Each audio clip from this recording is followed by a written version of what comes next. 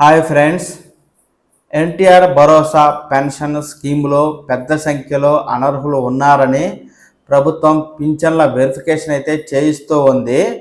ఈ పింఛన్ల వెరిఫికేషన్లో వేడని గుట్టు తేలని లెక్క, అనర్హుల గుర్తింపులో తీవ్ర జాప్యం అంటూ పింఛన్ల వెరిఫికేషన్పై తాజా అప్డేట్ అయితే వచ్చింది. ఆ పూర్తి సమాచారం ఇలా ఉందండి. గత ప్రభుత్వ హయాంలో కొందరు అనర్హులు సామాజిక పింఛన్ల లబ్ధిదారుల జాబితాలో చేరారని అప్పట్లోనే ఆరోపణలు వెల్లువెత్తాయి. నాయకుల ఒత్తిడి కారణంగా కొందరు వైద్యులు అనర్హులకు వికలాంగుల ధృవీకరణ పత్రాలు ఇచ్చారనే ఆరోపణలు ఉన్నాయి. వాటి ద్వారా పింఛన్లు పొందుతున్న వారి వల్ల రాష్ట్ర ఖజానాకు భారీ స్థాయిలో నష్టం వాటిల్లుతోందని ప్రభుత్వానికి ఫిర్యాదులు అందాయి. కూటమి ప్రభుత్వం అధికారంలోకి వచ్చిన తర్వాత వీటిపై ప్రత్యేక దృష్టి సారించి లెక్క తేల్చేందుకు తనిఖీలు చేయాలని నిర్ణయించింది.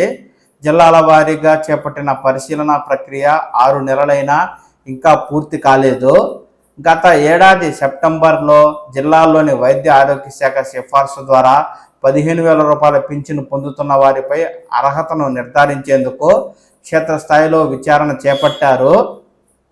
ఈ కోనసీమ జిల్లాలో 668 మందిలో 374 మంది అనర్హులుగా అధికారులు గుర్తించారు. ఈ నేపథ్యంలో అన్ని రకాల దివ్యాంగ పింఛన్లపై పునఃపరిశీలన చేయాలని ప్రభుత్వం నిర్ణయించింది. అల్లవరం మండలం గోడి గ్రామాన్ని పైలట్ ప్రాజెక్టుగా ఎంపిక చేసి గత ఏడాది డిసెంబర్లో సర్వే నిర్వహించారు. 624 మందిని పరిశీలించగా 3% మంది అనర్హులు ఉన్నట్లు గుర్తించారు. ఈ ఏడాది జనవరి 6న ప్రత్యేక సర్వే ప్రారంభించారు. దీనిలో సదరం ధృవీకరణ పత్రం ద్వారా పింఛను పొందుతున్న వారు నిజమైన అర్హులా లేక తప్పుడు ధృవీకరణ పత్రాల ద్వారా లబ్ధి పొందుతున్నారా అనే విషయము తెలుసుకునేందుకు ప్రత్యేక సర్వే ప్రారంభించారు. 3 నెలల్లో పూర్తి చేయాలని తొలుత నిర్ణయించిన 6 నెలలుగా ఈ పింఛన్ల వెరిఫికేషన్ ప్రక్రియ కొనసాగుతూనే ఉంది. జిల్లాల్లో 2,35,362 మందికి ఎన్టీఆర్ భరోసా పింఛన్ ద్వారా ప్రతి నెల 100 కోట్ల రూపాయలను అయితే ఇస్తున్నారు. 31,911 మంది పలు రకాల వైకల్యం బారిన పడ్డారనే కారణంతో 6,000 చొప్పున ప్రతి నెల 19.14 కోట్లను పింఛన్ ద్వారా తీసుకుంటున్నారు. వీరిలో అనర్హుల వివరాలు ఇప్పటి వరకు వెల్లడి కాలేదు. జిల్లాలోని అమలాపురం, రామచంద్రాపురం ప్రాంతీయ ఆసుపత్రిలో, కొత్తపేట, రాజోలు సిహెచ్సిల్లో ఈ పరిశీలన ప్రక్రియ కొనసాగుతుండగా పక్కాగా పరిశీలన చేస్తున్నామంటూ అధికారులైతే చెప్తున్నారండి.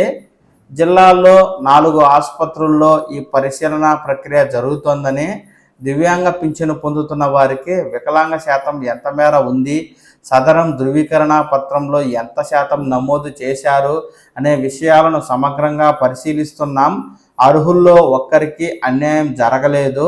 వివరాలన్నీ ప్రభుత్వం ప్రవేశపెట్టిన మొబైల్ యాప్లో నమోదు చేస్తున్నామంటూ డిఆర్డిఏ పీడీ జయచంద్ర గారు బిఆర్ అంబేద్కర్ కోనసీమ జిల్లాకు సంబంధించి పింఛన్ల వెరిఫికేషన్పై అప్డేట్ ఇస్తుండగా గత 6 నెలలుగా ఈ పింఛన్ల వెరిఫికేషన్ ప్రక్రియ కొనసాగుతూ ఉంది.